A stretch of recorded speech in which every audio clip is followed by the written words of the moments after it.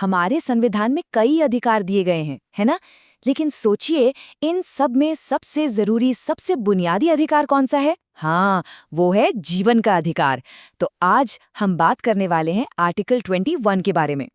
तो चलिए सीधे मुद्दे पर आते हैं। एक बहुत ही अहम सवाल से शुरुआत करते हैं। क्या ऐसा हो सकता है कि सरकार किसी की भी आज़ादी कभी भी छीन ले? मतलब क्या किसी को बिना किसी ठोस वजह के जेल में डाला जा सकता है? इसका जवाब एक बड़ा और साफ नहीं है, बिल्कुल नहीं। और ये ताकत हमें कहाँ से मिलती है? ये मिलती है हमारे संविधान के दिए एक बहुत ही शक्तिशाली कवच से, जिसका नाम है आर्टिकल 21। तो सवाल ये उठता है कि आखिर ऐसा क्या खास है इस आर्टिकल में, क्यों इसे इतना शक्तिशाली माना जाता है? चलिए इसे थोड़ा और गहराई से समझते हैं, एक एक करके। देखिए, संविधान में जो लिखा है उसकी भाषा बिल्कुल सीधी और साफ है। उसमें कहा गया है कि किसी भी व्यक्ति को उसकी जिंदगी या व्यक्तिगत स्वतंत्रता से सिर्फ और सिर्फ कानून के तहत जो प्रक्रिया बनी है उसी के अनुसार ही छीना जा सकता है। इसके अलावा कोई और तरीका नहीं है।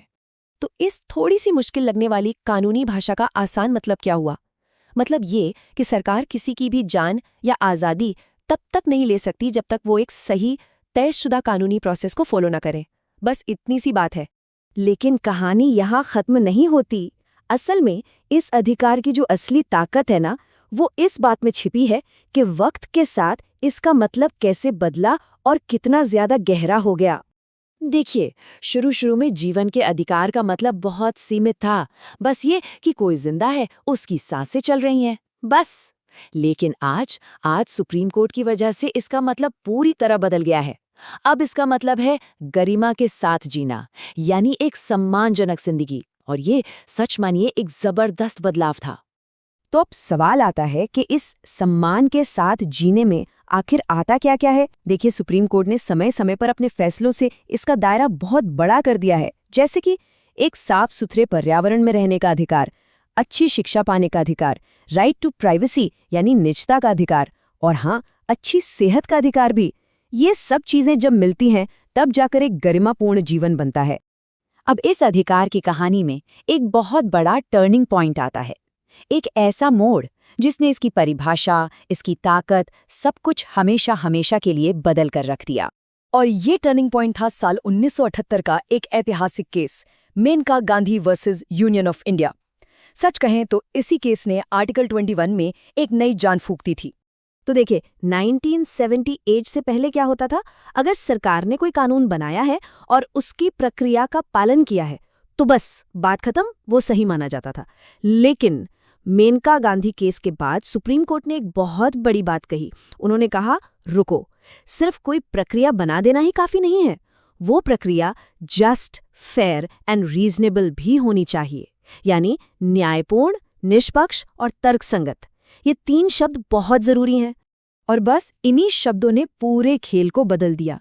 सुप्रीम कोर्ट ने एकदम साफ कर दिया कि भाई सिर्फ एक कानून का होना ही सब कुछ नहीं है, उस कानून को न्याय और तर्क के कसौटी पर खरा उतरना ही होगा। तो ये तो हुई इतिहास की बात।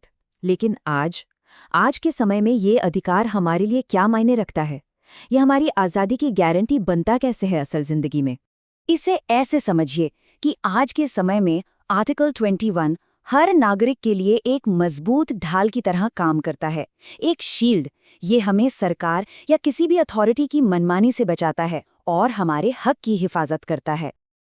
तो ये ढाल काम कहाँ आती है? सोचिए, चाहे मामला पुलिस एक्शन का हो या सरकार के किसी बड़े फैसले का या फिर किसी की पर्सनल प्राइवेसी का, हर जगह ये अधिकार एक सुरक्षा कवच बनकर खड़ा हो जाता है। तो कुल मिलाकर बात ये है कि आर्टिकल 21 सिर्फ संविधान की किताब में लिखा एक नियम नहीं है। नहीं, ये हर भारतीय नागरिक की आज़ादी और उसके सम्मान की गारंटी है। एक वादा है कि हर कोई एक इज्जत की जिंदगी जी सकेगा। और आखिर में एक सवाल जो हम सबको सोचना चाहिए, हमारा समाज लगातार बदल रहा है ना?